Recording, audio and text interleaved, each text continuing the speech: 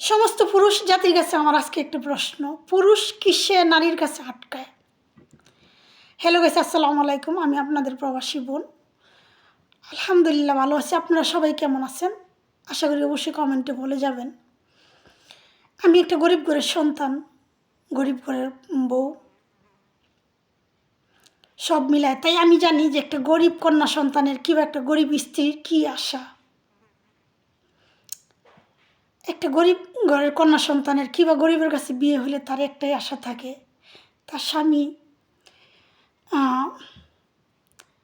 3 বেলা 3 মুঠো ভাত, সারাদিন কাজ করে এসে স্ত্রীর পাশে বসে মিষ্টি 2টা কথা, একটু ভালোবাসা, সন্তানদের পাশে থাকা,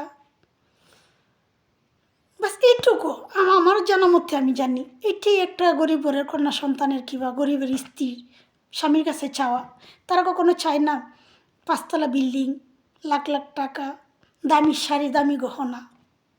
শুধু একটু ভালোবাসা, একটু ভালো ব্যবহার, বাস।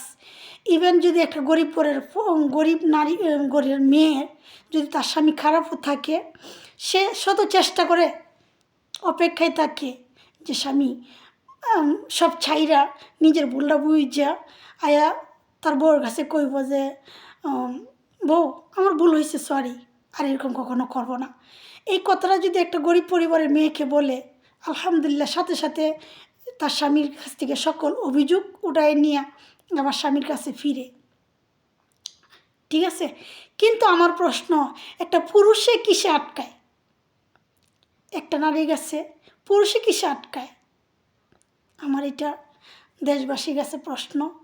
কারণ আমি একজন প্রবাসী নারী, দেশেও যখন ছিলাম, এখনও প্রবাসে, টাকা পয়সা ভালোবাসা কোনো কিছু অভাব রাখি নেই, সম্পূর্ণ দিয়েও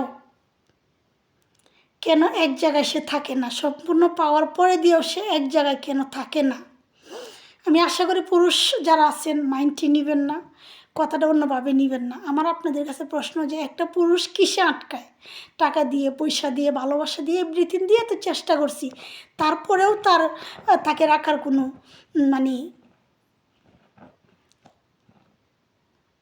ধরে রাখতে পারি নাই। কেন? কি কারণ?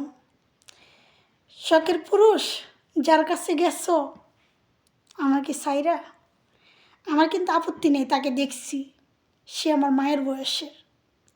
এত কিছু দেওয়ার পরে দিও, এত কিছু পাওয়ার পরে দিও, কিসের টানে গেছো মায়ের বয়সে একটা মহিলার কাছে? আমি জাতির কাছে প্রশ্ন রাখলাম। আশা করি দেশ ও বাহিরের যারা আছেন সবাই আমার সম্পূর্ণ ভিডিও দেখবেন, দেখে আমাকে কমেন্টে জানাবেন যে পুরুষ কিসে আটকায়।